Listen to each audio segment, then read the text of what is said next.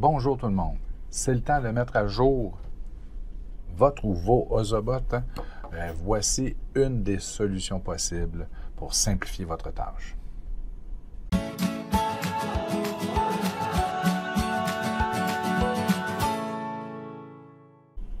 Donc, oui, vous avez un ou plusieurs Ozobots, vous devez les mettre à jour.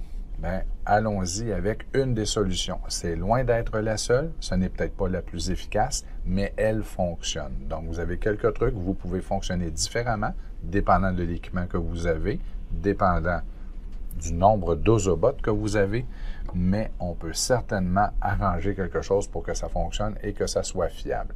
Ici, dans la démonstration, je vais y aller avec le pire des scénarios.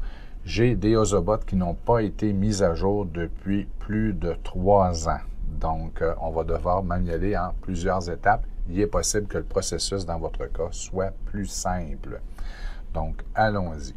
Premièrement, pour mettre à jour un Ozobot, vous pouvez le faire à l'aide d'une tablette, vous pouvez le faire à l'aide de Chromebook ou d'un ordinateur portable.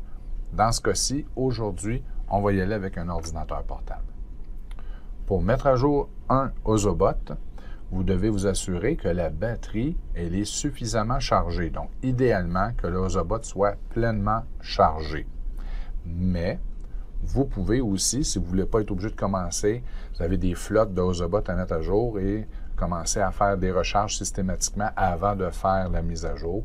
Ce que vous pouvez faire, c'est à l'aide du câble qui est fourni avec le Ozobot, le brancher et le brancher dans votre portable ou Chromebook. D'ailleurs, on vous le suggère, la mise à jour fonctionne bien mieux, on a moins d'échecs de connexion lorsque le Ozobot est branché. Donc, je vais le brancher. Excusez si ça bouge, la caméra. Voilà. Donc, je viens de brancher l'Ozobot. Vous n'avez pas à le mettre à on. Il va être fonctionnel comme ça. Maintenant, si vous utilisez un Chromebook ou un ordinateur, on va aller sur le site. Si vous utilisez une tablette, un iPad principalement, on l'a aussi sur Android, là, mais on est habitué sur iPad. Attendez. C'est l'application Ozobot VO. Et là, on va avoir le bouton Connect pour se brancher. Donc, on peut le faire à l'aide du Bluetooth à partir d'un iPad, oui, mais ici, pour la démonstration, je vais utiliser un ordinateur. Vous pourriez utiliser un Chromebook. Si vous avez une flotte d'Ozobot qui vient avec l'espèce de panier et qui permet de recharger jusqu'à 18 Ozobots simultanément, alors vous avez remarqué que ce panier vient avec une clé USB, donc un dongle Bluetooth que vous pouvez utiliser pour établir la communication entre le panier et votre ordinateur et peut-être simplifier le processus de mise à jour. Mais là, il y a un mais.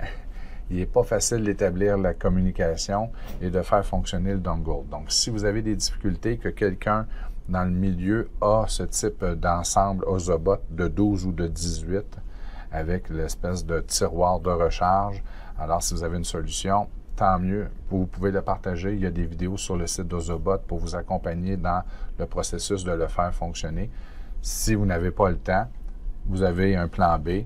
Au lieu de faire les mises à jour à l'intérieur, à même le panier, vous pouvez simplement retirer les Ozobots. Vous pourriez prendre 6 ou 8 Chromebooks, d'accord, et faire le processus en parallèle sur 8 appareils. On a besoin d'environ 5 à 7 minutes pour mettre à jour un Chromebook, un Ozobot. Donc, si vous prenez 6 Chromebooks, vous ouvrez des sessions. Vous demandez à un élève qui est responsable, donc d'ouvrir des sessions sur 6 appareils, d'aller sur le site. Bien, vous allez pouvoir mettre à jour une flotte de 18 Ozobots en une quinzaine de minutes, si vous avez plusieurs appareils. Mais là, allons-y avec un appareil, un PC. Le site qui est recommandé par Ozobot, c'est d'aller sur Ozobot Classroom.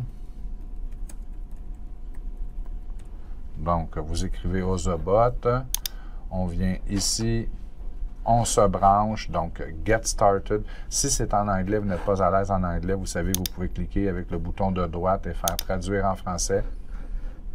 Voilà, c'est fait. Donc, commencer.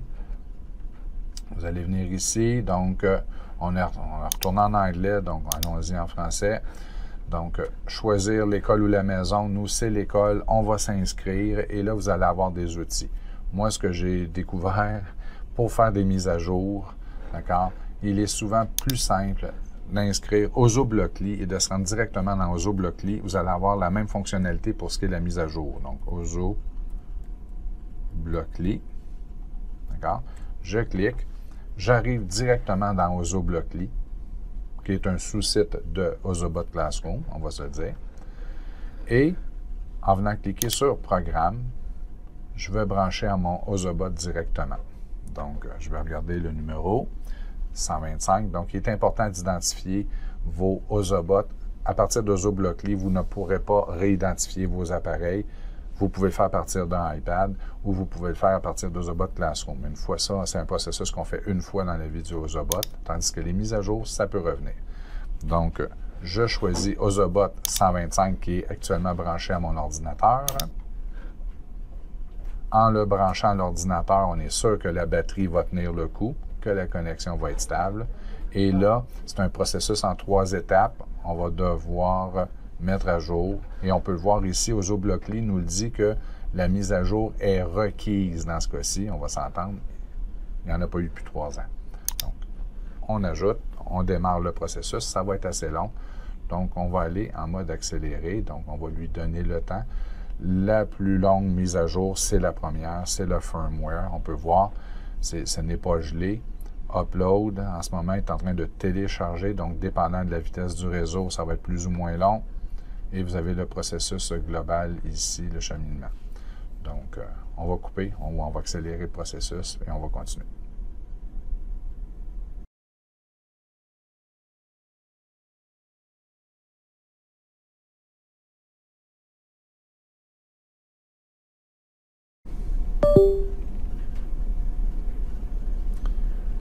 Et voilà, une première partie du processus est complétée. On vous rappelle que vous n'êtes pas obligé de brancher le Ozobot à l'aide d'un fil USB, mais on vous suggère de le faire. Donc, la première partie du processus de mise à jour est complétée. Je fais OK. On va vous demander de vous brancher. Donc, allons-y. Si jamais l'interface en anglais ne fait pas votre affaire, on vous rappelle toujours que dans Settings, vous pouvez changer la langue de OZO-Blockly. Donc, allons-y maintenant. On a les 2 premières étapes qui ont été complétées. Allons-y avec la 3e. Il est possible qu'on vous le demande de le faire en 3 étapes.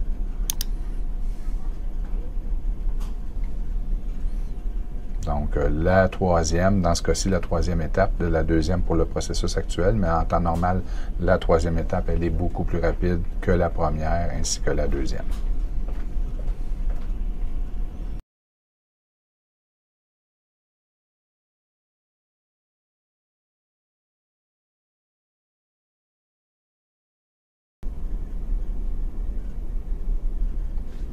Et voilà, le processus est complété, est terminé.